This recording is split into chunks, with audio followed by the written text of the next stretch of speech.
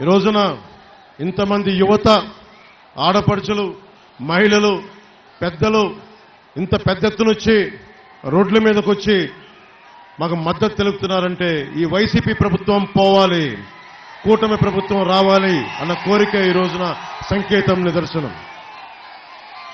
ఇది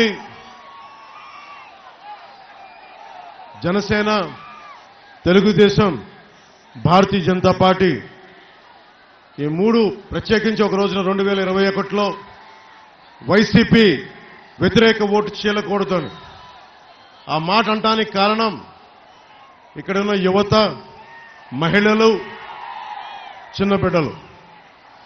ఎందుకంటే నా ఒక్కడికి ప్రయోజనాల కోసం నేను రాజకీయాల్లోకి రాలా. మీ అందరికీ తెలియజేసుకుంటా ఉన్నా, సీనియర్ నాయకులు ఇంతమంది ఉన్నారు. ఒక పార్టీని నడపడం ఎంత కష్టమో వారిని అడగండి, వాళ్ళు చెప్తారు.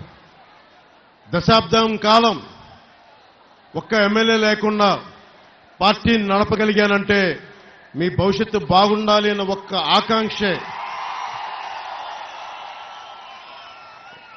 అధికారం కోసం అయితే సీఎం రమేష్ గారిని అడగండి. నాకు ప్రధానమంత్రి గారు ఎంత సాన్నిహిత్యంగా ఉంటారు. ఒక కోరికే, ఒక మంత్రి పదవి కావాలి, ఒక ఎంపీ పదవి కావాలంటే నేను వెళ్ళి అడగలను. కానీ నాకు కావాల్సింది మీ భవిష్యత్తు బాగుండాలి, మన రోడ్లు బాగుండాలి, ఆడబిడ్డలకి భద్రత ఉండాలి, ఆడపిల్లలకి ఉపాధి అవకాశాలు ఉండాలి, వాళ్ళల్లో ఎంటర్ప్రెన్యూర్స్ ఉండాలి. నిజంగా అన్ని పథకాలు అందరికీ చేరాలి. అమ్మఒడి పథకం మీకు తెలుసు.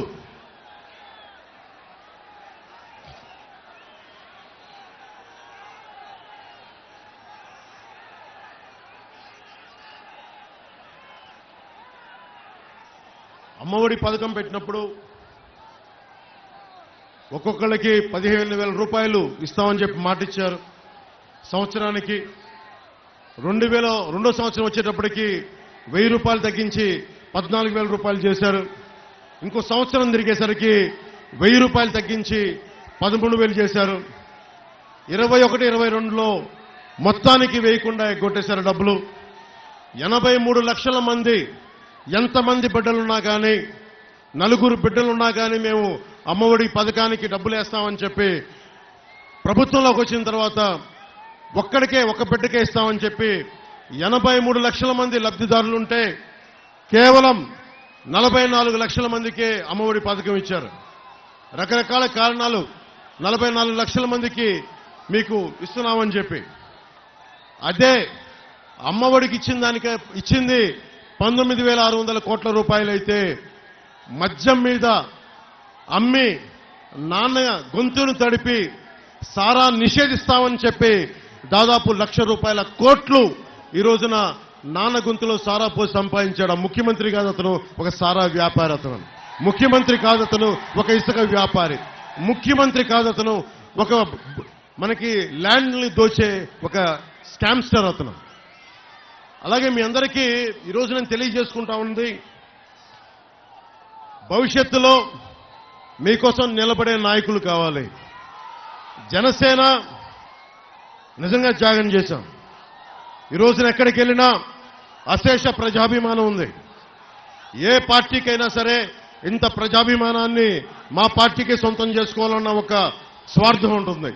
ఆ స్వార్థాన్ని దాటి నేను మీకోసం వచ్చానంటే ఒక్క తప్పు కూడా జరగకూడదు. అందరి శక్తులు కలవాలి.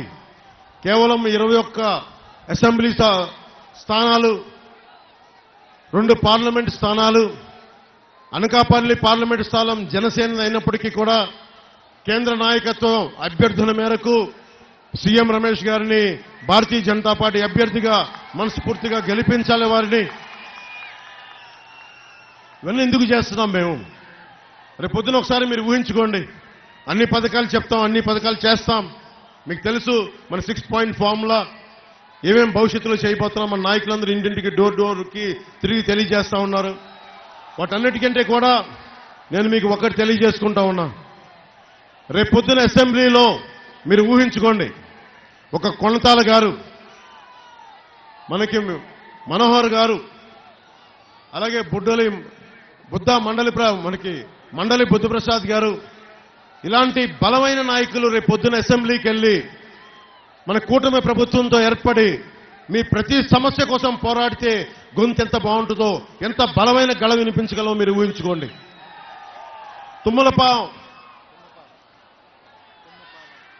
తుమ్మపాల షుగర్ ఫ్యాక్టరీ ఉంది.